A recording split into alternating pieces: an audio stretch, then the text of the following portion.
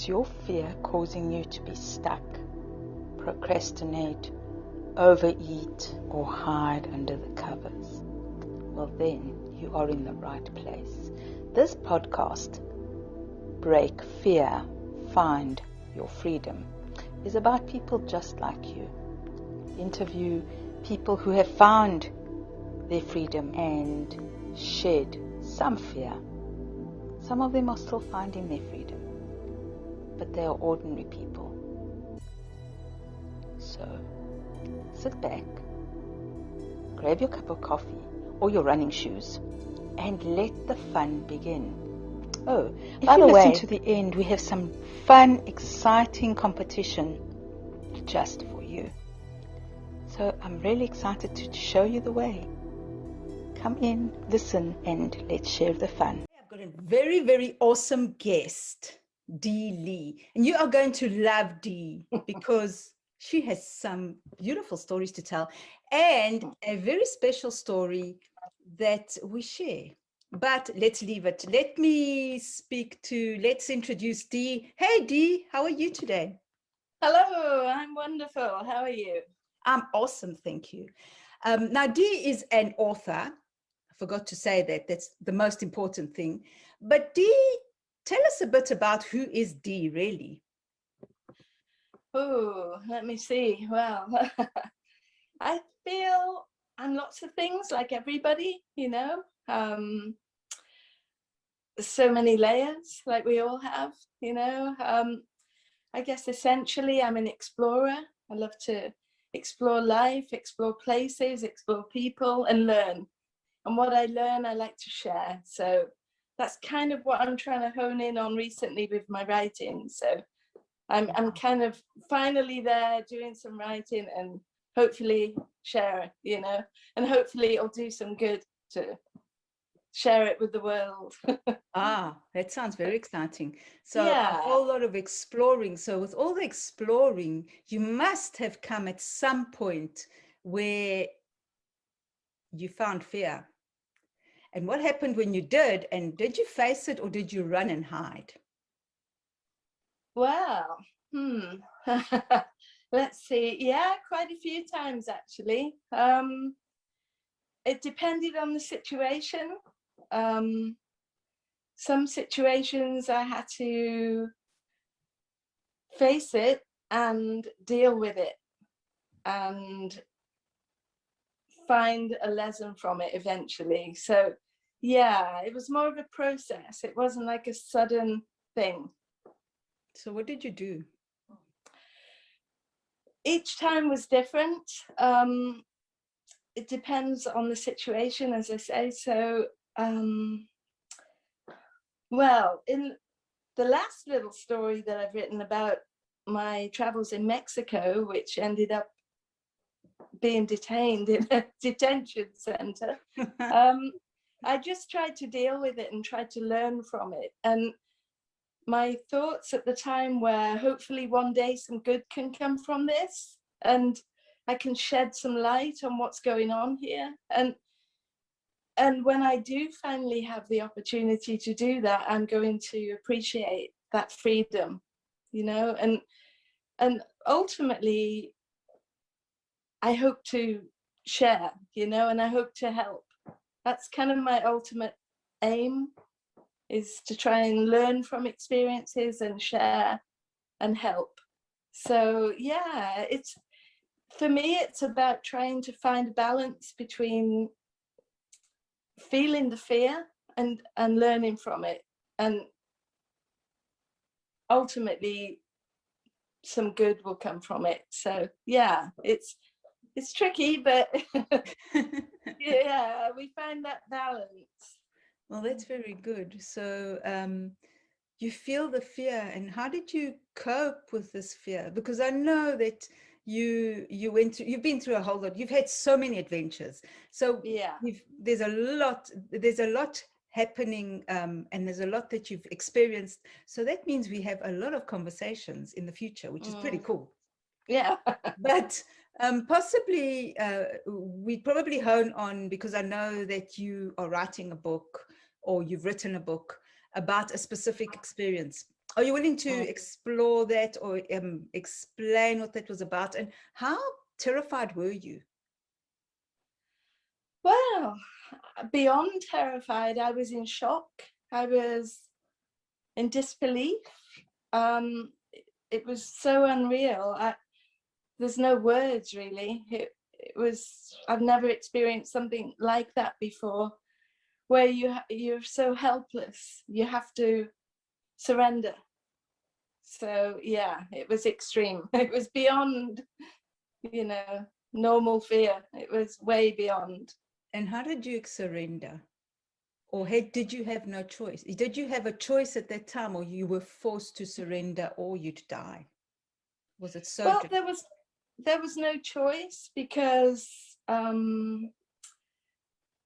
mean, the way it happened was just, well, it was so sudden.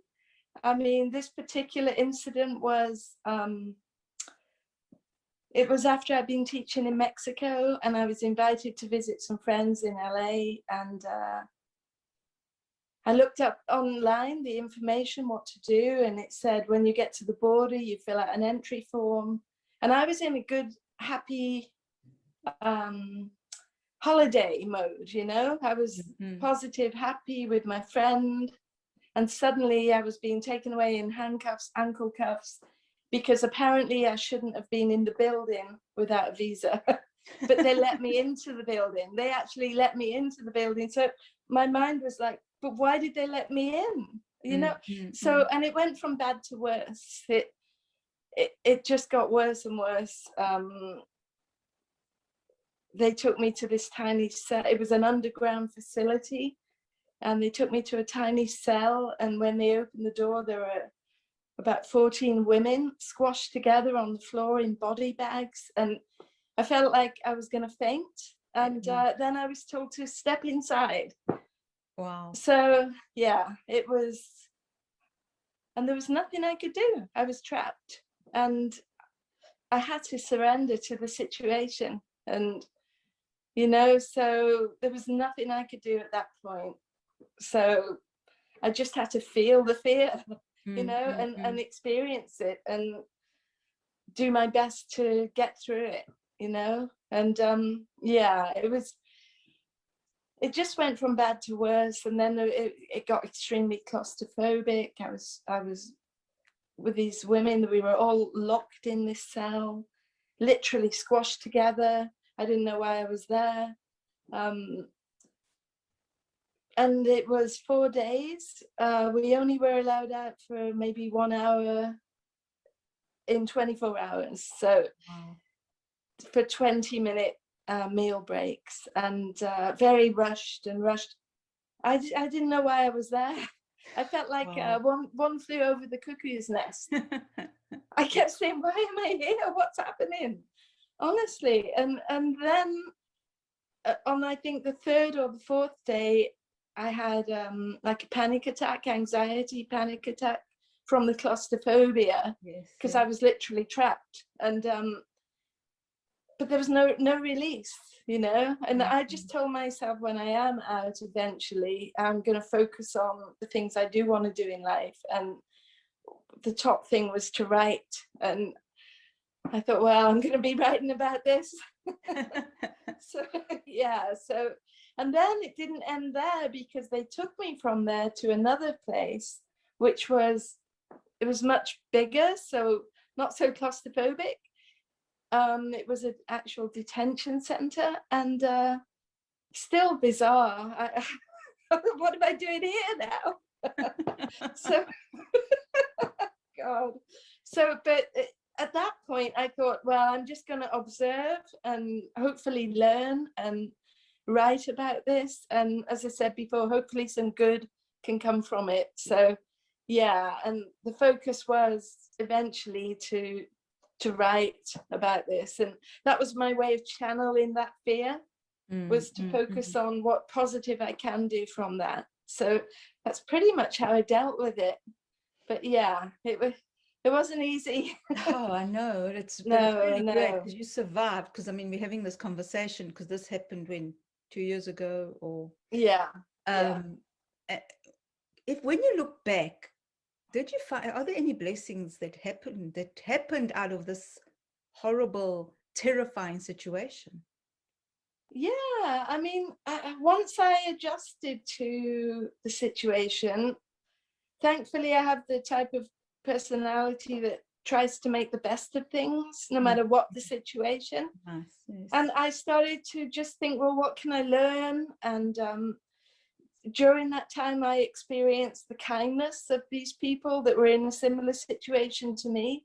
A lot of them were asylum seekers, just good people trying to find a better life. That's a normal human drive, you know. And yes. And I made these observations, and it was heartwarming, you know, to see they would share their food, they would do each other's hair. Even with me, they shared what little they had, you know, because I didn't have anything. Yeah. So when I first got there, and then I made some friendships, in particular, 3 in particular. There was the older, I've changed the names for identity, you know, protection. Yes, but the older lady was Elga, and she was sweet, like an older sister, with kind of downbeat, whereas I'm upbeat, but it was just comforting to have somebody that would meet me for a cup of tea, and we'd share our food together. And you know, even in a situation like that, to have that was priceless. Yes. And then from then I met 2 other people, 2 women. There was a younger woman, I call her Lindy. And she was just fun. She was like a good sense of humor, and we used to just laugh at silly things, you know. And her situation was shocking. She'd grown up in the States, but apparently when she got in her mid-20s, for whatever reason, I'm not sure, she had to leave. And that seemed horrendous. But she was dealing with it, you know, and you know, we're trying to focus on the humanity in each other, and talk about our hopes, our dreams, our aspirations, and you know, rise above this situation that we were in. And then the 3rd woman, I call her Karen. She was on a similar wavelength to me. We were very much, let's make lemons out of lemonade. And we did discuss maybe collaborating one day on this particular event experience. We did, right? Yeah, and who was that lady? You. Very similar name, right? Yes. I know. And here we are now. So see, well, now we are. And it was quite weird when we started the conversation before we started recording.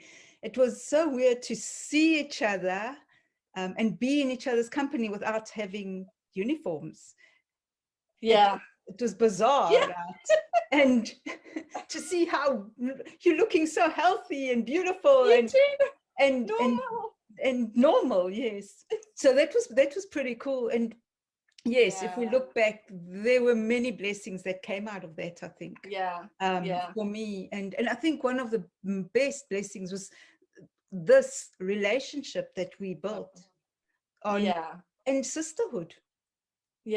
Yeah, absolutely. Yeah, that was my, at one point I realized it was worth the detour to meet these people, especially you and Lindy and Elga. It felt, I almost felt blessed to have met you, you know, so it made it worthwhile, you know. So I know. That's the way the universe works sometimes. And it's so weird that it has to be so extreme. So I wonder what happened, that the universe was pushing us to such an extreme situation. What's going on, universe?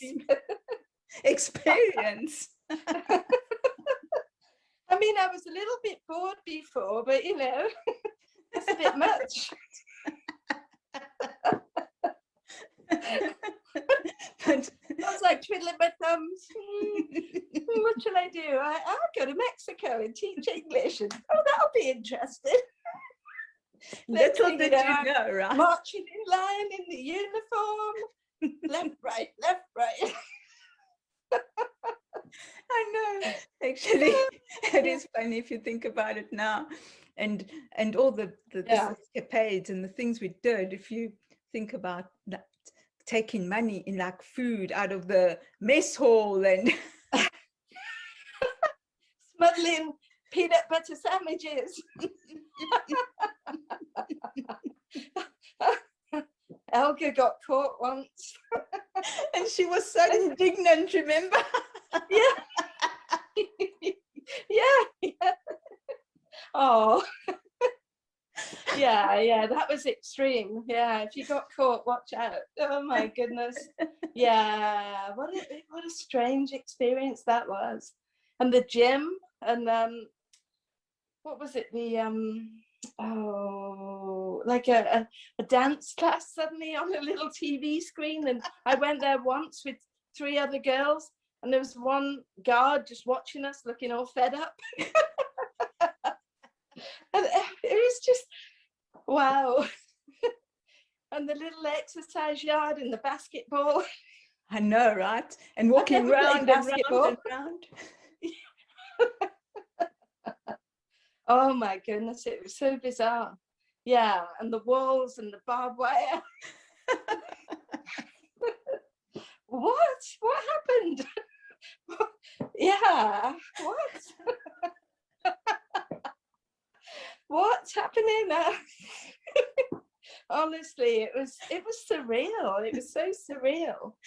But yeah, but as I say, to meet you and the other 2 and the other ladies, I mean, yeah, that made it worthwhile, you know. And it's just amazing, really, what goes on in these places, you know, to actually experience it. And wow. So yeah, it was you were there a little longer than I was, I think, but I was there 3 weeks, so I was there 8 months. You had a longer dose. I did. Oh my. And when I first met you, I didn't know, I was completely confused, and I didn't know what was going on. And all I knew, somebody was telling me about, I have to get something from commissary. I didn't even know what that word meant. I was like, what is it? Where is it? How? And you were sitting near the commissary, whatever they're called, computers. And I was like, and I saw you were sitting there, and I thought, oh, I'll ask that lady. And I was so pleasantly surprised that you understood me. Yes. Because I've been trying to speak like terrible broken Spanish, like I know about 5 words, and you know, and help me. So I was like, oh my God, she understands me. So that was a nice surprise. And yeah, and then I didn't, well, at the time I didn't realize where you were from, and then I found out your story, and and then Elga, and yeah, it was a learning experience. I know that much. Yeah. So, and here we are, free. I know. Free in lockdown. I know. One step closer to complete freedom. A step in the right direction. Right? Exactly. Yeah. We're getting there. I was just going to ask you about finding your freedom. Yeah. Well, it's in my living room. Yeah. Well, get in there. Yes. Well, I'm sure your bed is more comfortable, and it's much better than sleeping with 10 other ladies and 10 other ladies chattering away all night. Oh, God. Yes. Oh, yeah. It is. It's. I mean, since I came back, it was one thing after another, because my health took a dip with the fibromyalgia, and then there was the winter, the UK winter, which I dread, and then along came COVID. So, you know, I've been ducking and diving, but I've been trying to focus on the positives. And I thought, this is the right time to focus on my writing. So, yeah. So, and that's it, really. It's about, like we said all along, it's about making the positives out of the situation, you know, and focusing on that rather than the negatives. You know, it's good to be aware of the negatives, but I don't want to dwell on the negatives. I've experienced, as you know, extreme fear and extreme anxiety and panic and helplessness, but it won't beat me. It won't keep me down. You know, no, I won't allow that. No, I'll experience it, but that's as far as it goes. So yeah. That's making you stronger. So I think definitely. You probably found your freedom within your writing. Yes, yeah. Focusing on fully writing and the good that will hopefully come from that, you know, for myself as a therapy, and hopefully any lessons that I've learned can be shared, and to shed some light too on these things, you know. So yeah, and that feels good, you know. It feels positive, despite the rough waters at times. So yeah, and yeah, I mean, it sounds like we're both on a similar path right now with our writing projects, and hopefully we can collaborate a little bit, and maybe, as you said earlier, maybe our books may be out around the same time, possibly. That would be pretty cool. Yes. Yeah, because I know yours is, well, it's published, nearly published, right? Well, yeah, I've got the little proof here. This is, for me, the author's proof copy. It's ready to go. Exciting. Yeah, so, and I got it designed, the cover, and there's my little thing at the back there. So it's nice. It's ready and waiting. I love it. It's so cool. Thank you, Carina. On that, you know that we run a contest, right? Right. So it's one lucky winner going to get a signed copy of your book. Oh yes, absolutely. Yeah. Well, I can do that. And if yours is out too, maybe two for the price of one. For the price of one sounds awesome. And those are priceless, right? Yes, yeah, absolutely. Yes. Yeah. Well, hopefully by when did we say roughly the dates when we might launch these books? We were looking towards the end of June, beginning of July. What are you thinking? Yeah, that sounds good. I mean, I'm pretty much ready when you are at this point. So yeah, just give me the word. Okay, so basically get on with it now. Okay. Yeah. Get on with it yesterday. Exactly.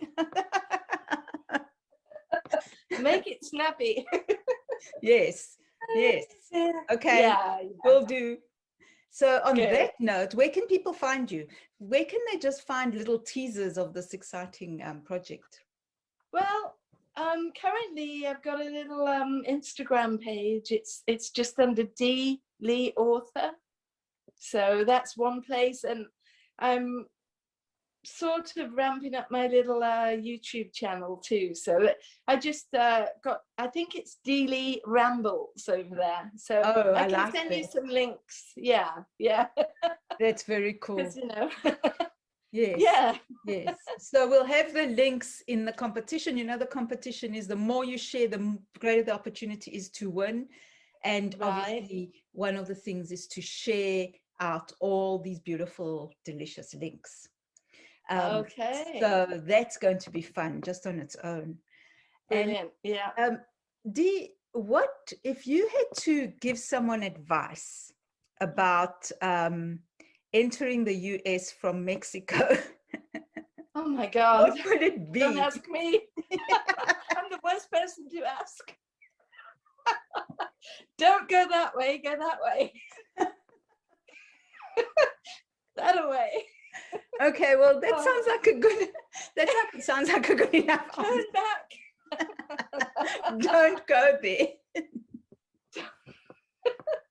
Oh no, don't even put your foot in the building at the terminal, whatever it's called, the border terminal, because they will arrest you for being in there, even though they actually said, come in. Yeah, don't do that. Okay, well, that was a good one. Now, I Yeah. recall, because we chatted so much and we laughed so much, which was a great thing. I just remember there's one story that I'd love you to tell us about, the Comida story in Mexico. The comedy club one. Right, yeah. I'd love you to tell us that. And I think our Spanish listeners, may there be many, will love it. Okay, well, okay, yeah. Well, what it was on oh dear, the day before I was due to visit my friends in LA, a friend from LA who I'm calling Brad came down to meet me in Tijuana. So the idea was we would have a fun day out, spend a night in an Airbnb, and the next day we would travel up to LA, you know. So, oh, wonderful, wonderful. Nice. We had a great day out sightseeing, and at some point we spotted a sign that said free comida at 5 o'clock. And Brad and I assumed it was free comedy. So we penciled it in, and we went off, we saw some more sights, we went for lunch, and as the day was going on, we were excited to go to this free comedy club. And what time is it? What time is it? Oh, let's get heading over there. Anyway, we get over there and we're all excited. And this barman on the way, as we're walking up the street, he says, come on in, drinks. No, we're going to the free comedy. And comedy? yeah, free comedy. And we get there, and it's this big restaurant, sort of. We thought it must be a restaurant, bar, club, and we go inside, and both of us are like, where is the free comedy? And the guy there, he says, comedy? Yeah, it says free comedy, comida, 5:30. Oh, no, comida, it's food. Free food at 5:30. We're like, oh, yeah. Comida apparently in Spanish means food. Yes. And we're like, no comedy. You sure there's no comedy? No, only us two clowns, you know? So, yeah. And then we were a little bit cheeky, and we said, well, do you have some free food instead? Well, you were there, yeah, right? A little bit of vegan food. So yeah, what a day that was. Well, we learned something new that day. Comedy. So the moral of the story is you should know a little bit of Spanish when you go to Mexico. It does help, yeah. Yes. And don't never assume just because a word looks the same, it's a completely different word. True. We were so disappointed. We were really looking forward to that comedy. But oh well, never mind. The food was good. I love that story. It's such a cool story. Oh my goodness. Very good. So I want to ask you, so do you just tell us again where we can find you? Okay, so there's the Instagram, which is D_Lee_author.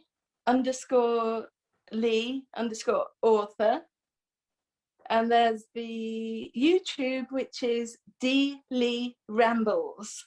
So those are the two main places right now. So hopefully you can find me okay. Yeah. I'll send some links at some point. Yes. There'll be links at the bottom, and of course links in the contest. So share as much as you can so that you can win this awesome book. Oh, it's signed. That just makes it even better. Yes, I will sign it. And hopefully your book will be out too at the same time. Yes, so that'll be awesome. Yeah. 2 for 1. Very good. Yeah, Very yeah. good. free comedy. Oh dear. Yeah. I love that story. Before we go, Dee, I'd like to ask you, what change do you want to be in the world? Pardon? What change? What change do you want to be in the world? Change. My little bit of change I hope to be is to share more just compassion. That's in my heart of hearts, compassion. Because I think if everybody has compassion, this world will be a much better place. And that's where I'm at, really, ultimately. Well, that's so good. I'm striving. I do my little bit, I chip away, and I do my ups and downs, but I try and keep that balance. Yes. To not succumb to these negative forces or energies, and because that won't help. No. So yeah, that's what I keep paddling on. Yeah. Well, paddling on that wave. That's the only thing we can do. So if one day we're good, good, okay, then the next day we wake up and we start again. But I suppose that's all part of the fun of life. That's right. Yeah, absolutely. And I just see it as waves, and there's rough bits, there's calm bits, but I try and keep my heart centered on compassion. That's where I feel where I'm at ultimately. And it doesn't matter ups and downs, you can't really take that away because it's in there. So yeah. Yes. Yeah, that's pretty much where I'm at. So yeah, and I hope I can do my little bit somehow to help. So as the world has helped me in ways, I hopefully can do something back. So yes. So and I'm sure people will learn a lot from your books and especially your new book coming out. I hope so. And that will, you can impact so many people just by that and showing your compassion. So that's pretty awesome on its own. Oh, thank you, Carina. I hope so. Yeah. Yeah. We'll get that on my comedy. My bad comedy. Oh, dear. Yeah. We do what we can. Exactly. That's the only thing we can. We're all human, and that's the fun part. So yes. Is there anything you'd like to tell our listeners? I don't know. I see.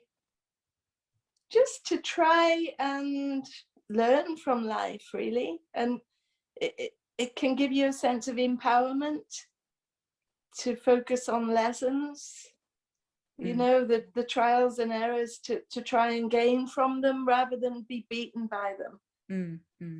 Just and keep afloat, and hopefully if a person can do that, nothing will really get them down because it's within, that strength. So yes. That's what I would say. Try and learn from life and focus on the lessons and do your little bit, really. Each do our little bit, and and help each other when we can. And we're all in this together, Yeah, that's true. Yeah. One last question. How did this experience change you? Change me. Or did it? I'm not sure that anything changes me. I mean, I learn and I try and learn from things, and I try and work on that. Whatever I've learned, I'll try and focus on developing whatever the lesson is. But I think my essence doesn't change. That's sealed tight. My essence is always the same. And I believe, as I say, it's love, compassion, And I do believe in humanity, you know, despite its flaws. We're all flawed, but no, I think no major change, and that, I feel that's a good thing.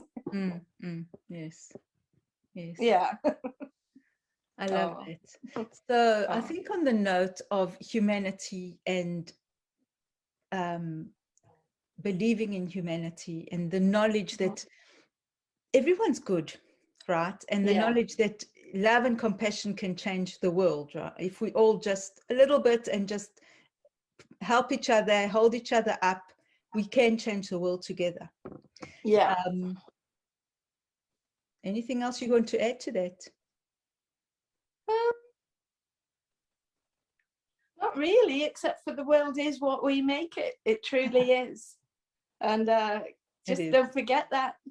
Yeah. Yes. I love that. That's perfect way to end this conversation. Thank you so much. It's been an honor to have you, and it's been so cool to connect again after this, and to connect on a different level, or maybe not really, maybe just a different environment, but maybe but the connection's always there. So I thank you so much. I thank you so much. I wish you the best of luck with your book, and I'm really excited to do this double launch. I think it's going to be awesome. Me too, Carina. Well, thank you so much for having me too, and it's wonderful to see you again. And you know, more power to us. We're good people, and we're going to do good things. Exactly. So, love it. Thank you, Carina. Thank you, Dee. Thank you, everybody, for listening. And goodbye. We'll see you soon. And remember to enter the contest, so you can win these awesome books. You want them, believe me. Thank you. Yes, you do. See you soon. Take care, everybody. Bye. Bye. Bye, Carina. Thank you so much for listening to this to the end. I'm so excited to have you here. It's an awesome honor. Thank you. And now, as promised, let me tell you a bit about the contest. But first, I'd like to tell you about the possible prizes up for grabs. We'll have break-free coaching sessions worth $350, signed books from authors and poets, and all the awesome interviewees that we will meet during the course of the year. There'll be crystals and perfumes and all sorts of other exciting things, depending on the guest for that week. So, without further ado, click down below and see all the details for the contest. Oh, and by the way, we also have some surprises just for fun. So, click down below and remember to subscribe to the show so that you don't miss any possibility of winning any of these awesome prizes. And we'll see you on the other side. I look forward to meeting you. It's going to be so much fun.